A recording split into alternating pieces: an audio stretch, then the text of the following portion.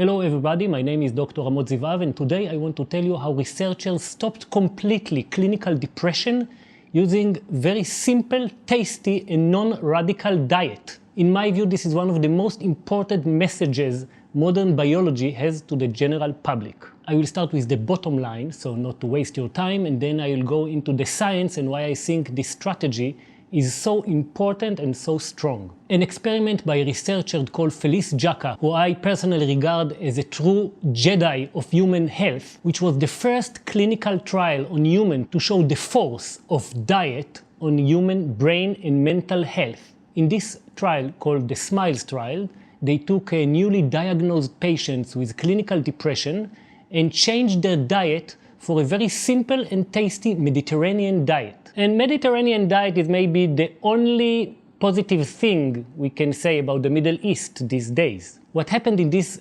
magical clinical trial was that in few weeks, more than a third of the patient didn't have any symptoms of depression at all. Basically, the only thing they did is to clean the diet of these patients from industrial crap and gave them Mediterranean whole diet. And it stopped clinical depression in humans. Do you know what it means? If you are watching this video, you are probably adults and you know exactly what's the weight of depression in our world and how serious it is that we don't hear about this kind of news. They told patients to stop eating industrial crap and the depression lifted.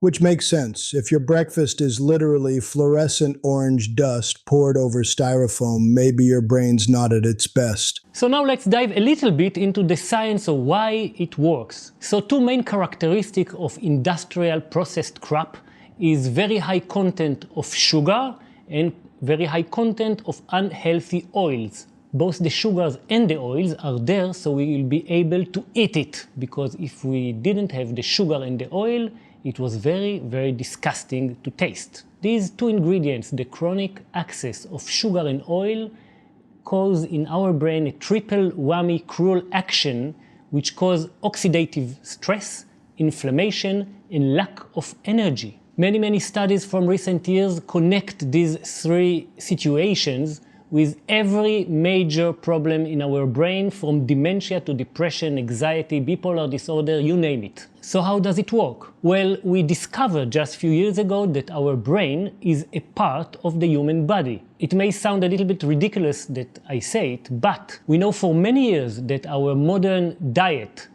destroy every major organ in our body, our heart, our kidneys, our liver. And because of some technical issues, only now we discovered that the same diet destroys our brain also. And with our brain, our mental state. It took us a bit longer to uncover it because the brain is indeed a little bit difficult organ to study.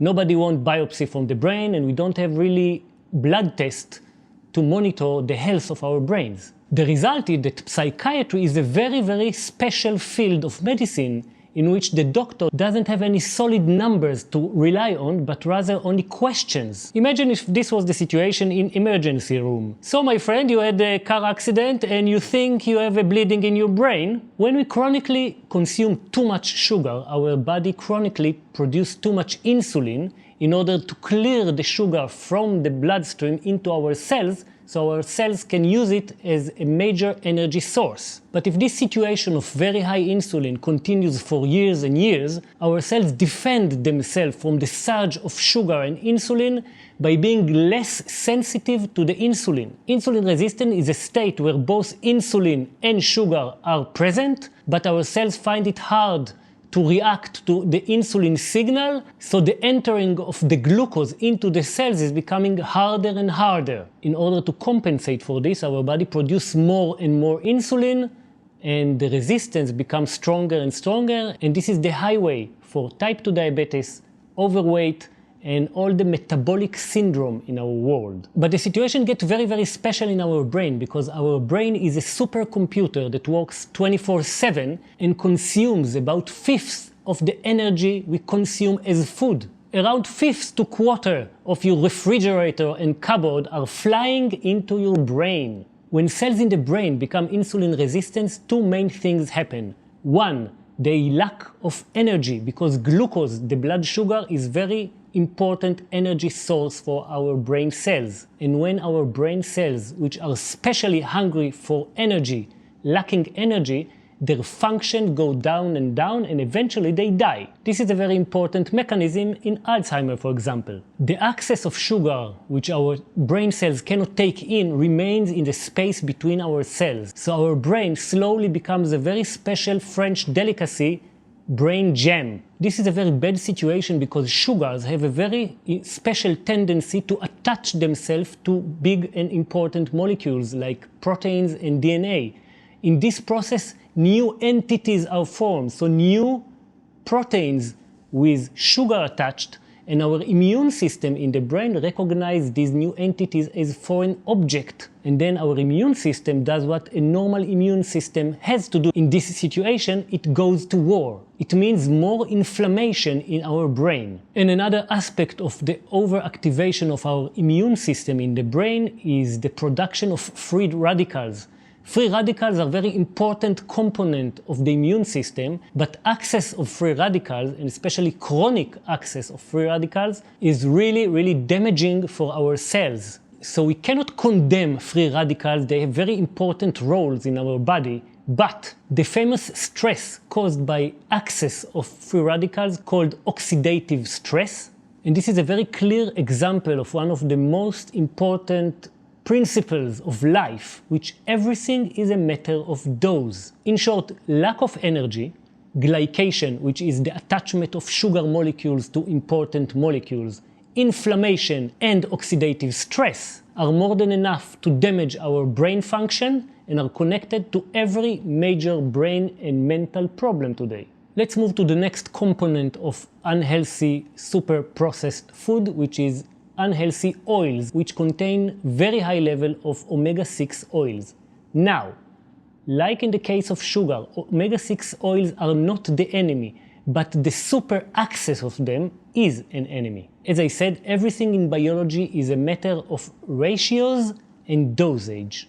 These oils enter our brains very freely, they are oxidized very rapidly, and create waste that our immune system in the brains are going to fight with. In short, they cause inflammation. Another issue is that our brain cannot store omega-6 oils, but it can use them as fuel. And this fuel is very polluting. It means when our mitochondria in the brain works on these kind of oils, they produce a lot of smoke.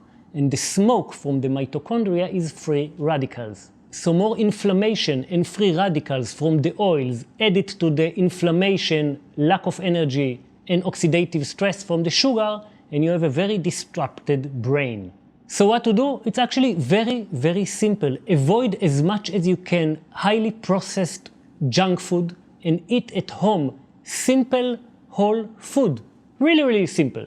Avoid sugars and white flours as much as you can, and use His Holiness, His Excellency olive oil instead of all the yellow crappy oils. It's actually very simple. And it appears that even this small and tasty change in our life, which is not radical, can resolve clinical depression. So this is it for today. I hope you enjoyed it, and if you find it helpful, you are very welcome to share it with at least one person that you love and you think will benefit from it. See you soon.